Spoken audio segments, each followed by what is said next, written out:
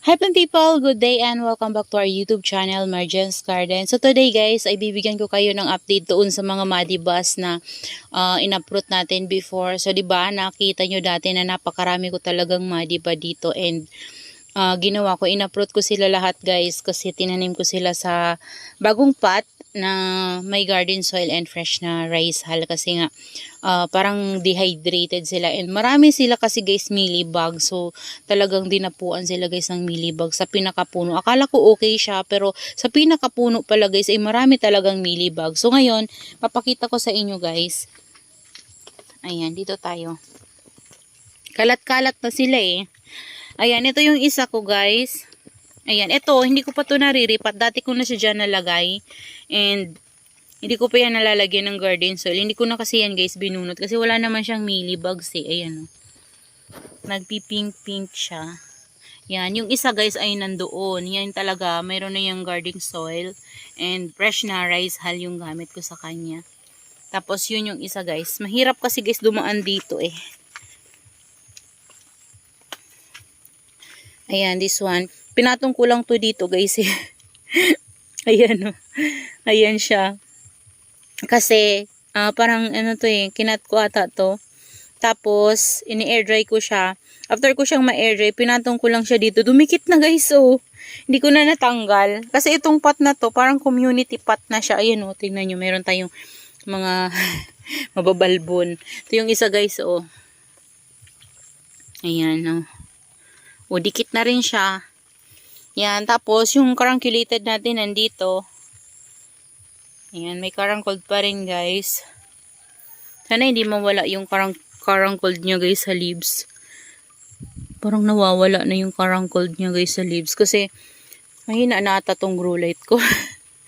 Ayan. Tapos, saan pa ba yung isa? Ito yung isa guys, oh. Ayan, okay naman sila at nagustuhan din nila guys yung garden soil. Ayan, dito yung isa guys, oh, hiwa-hiwalay talaga sila kasi wala na akong mapaglagyan. Ayan, dito yung isa. Okay naman din siya guys. Ayan, tinataihan siya ng butik eh. Ayan oh, ayan. Gusto nila yung garden soil. Try nyo garden soil and then fresh na rice hull. Gugustuhan niya ng mga succulents nyo. Basta, kapag nilagay nyo sa mainit na area sila guys, yung, tama lang si muddy bug kasi na mabilis sila masunburn. Yan, ito yung iba. Yung iba guys ay ito. Ito talaga yung nagka-problema ng sobra-sobra. Ayan, tsaka ito. Oh. Ito, hindi siya masyadong mainitan dito. So, wala na kasi ako guys mapaglagyan. Kasi kung mapapansin nyo guys, so tingnan nyo. Ganyan na lang kaliit yung daanan natin dito oh. Na binigay kong space kasi wala na talaga akong mapaglagyan. Ayan yung mga nagka-problema ng sobra-sobra. Ito yung mga okay pa. Yung mga kinat ko guys na may mealybugs. May nagka-problema din to. Nagkaroon sila ng mealybugs. Pero malaki kasi to guys. So kinat ko sila. Ayan oh. Ito din oh. Tingnan nyo guys. So, di sila dehydrated. Talagang yung leaves nila ay malutong. Ganito guys yung nagiging problema ng muddy bug kapag hindi sila mainitan. No? Lumiliit yung pinaka-center ng rosette nila. Yan o. Pero guys, kung mailagay nyo yan guys sa tama lang yung init na para sa kanila guys, ganito yung itsura nila oh. Palaki. Hindi to kasi nainitan to eh. Yan o, lalo na kapag hapon or tanghali, ganyan, nainitan talaga. Ito kasi guys, tatakpan sila dito. Ayan o. Yan, tapos meron pa yan dito o. Si Mendoza. So, natatakpan siya. Ito na pala guys yung G-data ko o. Naka-recover na siya. Kasi nilabas ko to dati and na overwater. So, gusto ko sana siyang i-uproot kasi naisip ko, wag ko nang galawin. Kasi basa din guys. So, ang dami din kasi niya. Tas ang liliit na lang talaga na tira sa kanya guys na rosette. So, ayan siya. Pinatuyo ko lang siya guys. Tapos, nung tuyo-tuyo na siya, nilabas ko naman ulit. Pinaulanan ko. Tapos, ayan na. Nag-grow na siya ulit guys. Ang bilis lang naman nito guys. Napadaming. Gustong-gusto ko talaga to si G-data. Kasi ang ganda niya kapag stress. Ayan. Tsaka yung rosette niya din guys. Ang ganda. Yan o. Yan, sana maparami ko pa yan guys. Ito na yung mga babies ng ano ko guys, oh. Dami. Ayan, kailangan naman ito ng dilig kasi kapag gulang sila sa dilig guys, medyo dehydrated sila eh.